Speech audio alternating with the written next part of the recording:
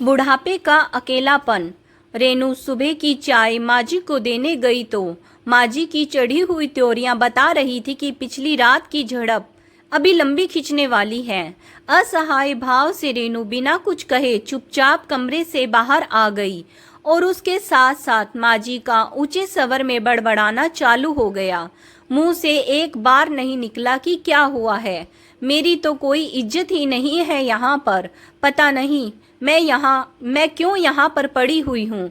यह सब सुनकर रसोई में काम करती रेनू के चेहरे पर चिढ़ के साथ साथ गुस्सा भी बढ़ता जा रहा था। हो गया वीकेंड का सत्यानाश। अब यह इनका प्रोग्राम 3-4 दिन तक तो चलेगा ही। पूरे हफ्ते मर मर के काम करते रहो और सप्ताह के अंत में कोई ना कोई नई नौटंकी चालू हो जाती है इनकी।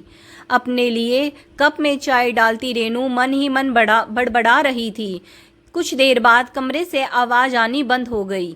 शायद माजी नहाने चली गई थी। चलो थोड़ी देर शांति रहेगी, सोचती हुई रेनू ने गहरी सांस ली और सौरभ को चाय देकर खुद बालकनी में सुबह की पहली धूप में जाकर बैठ गई। जब से बाबूजी इस दुनिया से गए हैं, माजी उनके साथ रहने शहर आ गई, तब से ही माजी के स्वभाव में अजीब सा परिवर्तन दिख रहा है। हर सीधी बात उन्हें उल्टी लगने लग गई। रेनू कितनी भी कोशिश कर ले, पर माजी कोई ना कोई बहाना बनाकर खुद भी परेशान होती है और उन सबको भी परेशान करती है। रेनू और सौरभ दोनों ही नौकरी करते थे। 2 किशोर बच्चे थे उनके, पीयूष और परी। दादा दादी शुरू से साथ में नहीं रह रहे थे, इसीलिए बच्चों को उनके साथ रहने की आदत भी नहीं थी। पहले तो कभी कभार ही मिलना होता था, तब सब कुछ अच्छा लगता था, क्योंकि विचारों के मतभेद होने पर भी हर कोई सामने वाले को ये सोचकर बर्दाश्त करता था कि सिर्फ कुछ दिन की बात है।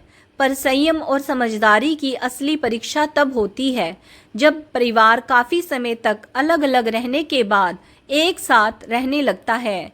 यही हाल अब यहाँ था।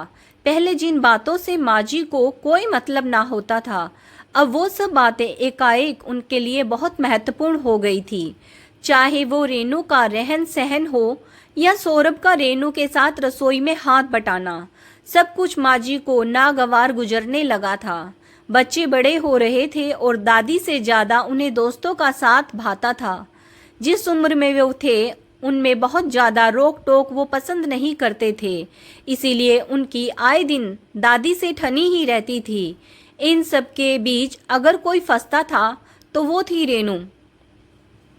फिर घूम फिर के सारी बात उस पर ही आकर खत्म होती थी कि उसने बच्चों को ना तो सही संस्कार दिए हैं और ना ही किसी बात पर उन्हें रोकती टोकती है।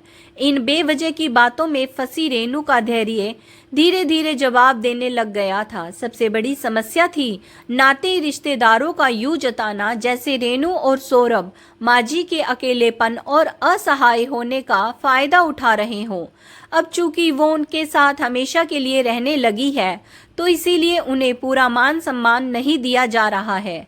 अचानक से अपनी आत्मनिर्भरता और पति को खो चुकी माजी असुरक्षा की भावना के चलते बाहर वालों की बातों में आ जाती और कोई ना कोई ऐसी बात कर ही देती जिससे घर का शांत माहौल खराब हो जाता। रेनू और सौरभ दोनों ही संयम से काम ले रहे थे कि माँ को एडजस्ट होने के लिए थोड़ा समय देना पड़ेगा, पर कभी कभी उनका धीरज भी छूट जाता और उनके मुंह से भी कुछ ना कुछ गलत निकल ही जाता और फिर बनता था बात का बतंगड़। एक एक बात सौरभ की बहन और बाकी सब रिश्तेदारों तक पहुंच जाती थी। इन सब बातों का बच्चों पर यह असर हो रहा था कि उन्हें लगने लगा था कि दादी के आने से सब खराब हो रहा है। चाहे रेनू बच्चों को कितना भी समझाती, किसी न किसी बात पर दादी को उल्टा जवाब दे ही देते, जिसकी वजह से बात और भी ज्यादा बिगड़ जाती। छोटी छोटी सी बातें ही उन सबके सुखी संसार में आग लगा रही थी। कल शाम भी दादी को टीवी पर अपना मनपसंद कार्यक्रम देखना था और परी ने उन्हें आवाज कम करने के लिए कह दिया। बस इतना काफी था माजी को यह बताने के लिए उनकी इस घर में कोई इज्जत नहीं है।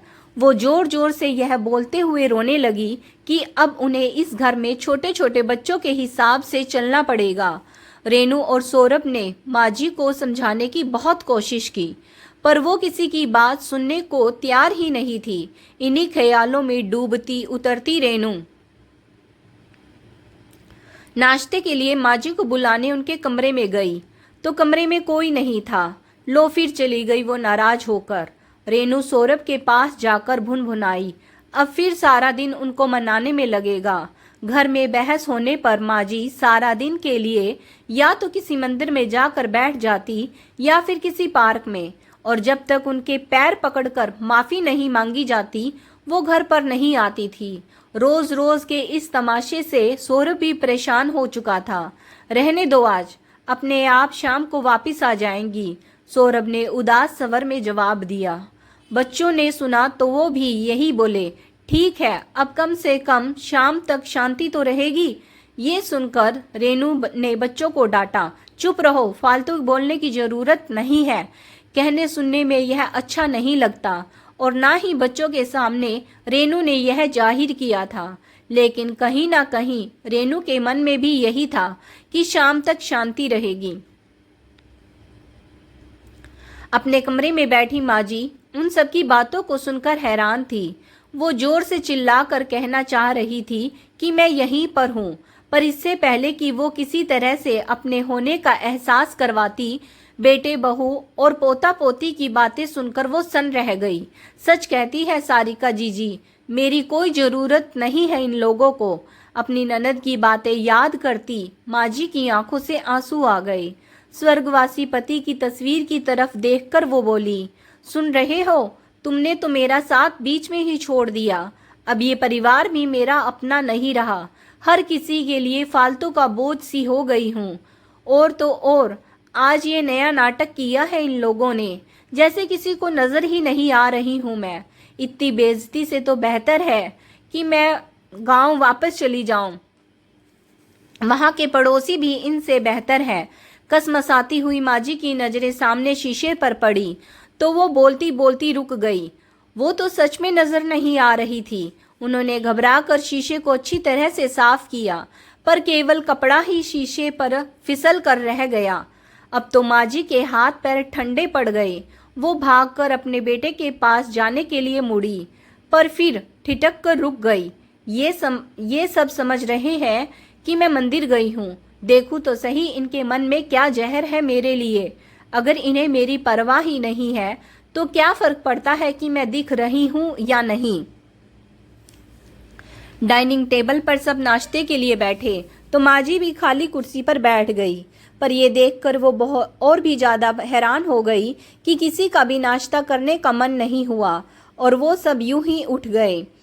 सौरभ अपने लैपटॉप पर काम करने में बिजी होने का दिखावा करने लगा, पर उसकी नजरें दरवाजे पर ही लगी हुई थी। साफ पता चल रहा था कि वो माँ जी का इंतजार कर रहा है। माँ जी ने रेनू की तरफ देखा तो वो सबकी नजर बचाकर छत पर जा रही थी। उनकी छत से पास वाला मंदिर नजर आता था। शायद वो देखने गई थी कि माँ जी नजर आ जाए। पोता पोती भी माँ जी के कमरे का कई बार चक्कर लगाकर वापस आ चुके थे। जो बच्चे हर समय उनसे टीवी पर प्रोग्राम देखने को लेकर उलझते रहते थे, उन्होंने माँ जी की गैर मौजूदगी में कई बार टीवी चलाकर बंद कर दिया था और बेचैन से अपना अपना स्कूल का काम कर रहे थे। अपने बच्चों की बेचैनी को देखकर माँ जी का मन भी पिघलने लगा और वो उन्हें आवाज़ लगाने ही जा रही थी कि रेनू का मोबाइल बजा। अपनी बहन का फ़ोन आने पर रेनू हमेशा कहीं अलग जाकर बात करती थी, पर आज माँ जी उसके पास खड़ी होकर उसकी बातें सुनने लगी। अब करेगी बहन से मेरी बुराइयाँ, सोचती हुई माँ जी का ध्यान रेनू की आवाज़ से टूटा। हाँ दीदी, माँ जी भी ठीक हैं, अपने कमरे में आराम कर रही हैं। रेनू ने तो बहन से बात करके फ़ोन रख दिया, पर माँ जी ये देखकर शर्मिंदा सी हो गई कि रेनू ने तो बहन को यह भी नहीं बताया था कि वो घर पर नहीं है। उनकी बुराइयां तो बहुत दूर की बात थी। ना ही रेनू ने अपनी बहन को माँ जी से झगड़े की बात बताई। माँ जी की आंखों से अपने ही बच्चों के प्रति पड़ा हुआ बैर का पर्दा उठने लगा था। वो सोचने लगी कि रेनू ने तो अपनी बहन से झगड़े की बात तक नहीं बताई, जबकि मैं होती तो अपने सारे रिश्तेदारों को ये सारी बातें जरूर बता देती। इसका मतलब रेनू अपने घर की बातों को घर में ही रखना चाहती है और मैंने तो सारे रिश्तेदारों में सौरभ और रेनू की ढेर सारी बुराइयां कर डाली है। यह सोचते हुए माँ जी की आंखों में आंसू आ गए। आंखों में भरे हुए आंसुओं को धोने के लिए वो बाथरूम में गई और अच्छी तरह से मुंह धोकर बाहर निकली। अब तक उन्हें गायब हुए 2-3 घंटे हो चुके थे और आखिरकार रेनू का धैर्य जवाब दे गया और वो बोल पड़ी, बहुत हो गया, चलकर एक बार देख तो आओ माँ जी मंदिर में है भी या नहीं। मेरा मन बहुत घबरा रहा है, कहीं वो गुस्से में कुछ गलत ना कर बैठे। वैसे भी आजकल वो हमसे बहुत नाराज रहती हैं। काश वो समझ पाती कि हम सब उन्हें बहुत प्यार करते हैं। रेनू की बात जैसे सबके दिल की बात थी। सभी फौरन बाहर की तरफ लपके। अपने बच्चों को अपने लिए इतना परेशान देखकर माँ जी का मन भर आया। वो बच्चों को आवाज लगाने ही जा रही थी कि उन्हें शीशे में अपना अक्स नजर आ गया। वो वापस आ चुकी थी अपने परिवार के बीच, अपनों के बीच। इससे पहले कि वो आवाज लगाती, उनकी नींद रेनू की आवाज लगाने से खुल गई। देखा तो रेनू उनका मनपसंद नाश्ता लेकर सामने खड़ी थी। उठिए माँ जी, गुस्सा थूकिए और नाश्ता कर लीजिए। माँ जी उठी तो देखा कि परी और पीयूष कान पकड़कर खड़े थे। माँ जी ने बिना कुछ कहे दोनों बच्चों को खींचकर अपने गले से लगा लिया। आज कई महीनों बाद अपनी दादी के प्यार की नरमी को महसूस करके बच्चे भी दादी से लिपट गए। बच्चों के सिर पर प्यार से हाथ फेरती माँ जी भगवान का शुक्रिया अदा कर रही थी, जिसने उन्हें सोते से जगा दिया था। क्या पता ये ईश्वर का इशारा था कि परिस्थितियों को देखने का नजरिया बदलने का वक्त आ चुका है। नहीं तो वो बाहर वालों के बहकावे में आकर अपने ही बच्चों से दूर होती जा रही थी। सपने में ही सही, गायब होना अच्छा लगा, सोचती हुई माँ जी के चेहरे पर एक प्यारी सी मुस्कान थी। दोस्तों, जब कोई बुजुर्ग जीवन में अकेला रह जाता है और उसे अपने बच्चों के परिवार के साथ आकर रहना पड़ता है, जो अब तक उससे दूर ही रहे थे, तो दोनों पक्षों के लिए हालात बहुत चुनौतीपूर्ण होते हैं और इस चुनौती का सामना मिलकर ही किया जा सकता है, अकेले या बाहर वालों के बहकावे में आकर नहीं। दोस्तों, आज की कहानी कैसी लगी कमेंट्स करके ज़रूर बताइएगा। अगर आप सबको कहानी पसंद आई है, please like, share and subscribe my channel stories bye Sunita Saini. Video को यहाँ तक देखने के लिए आप सब लोगों का बहुत बहुत बहुत धन्यवाद।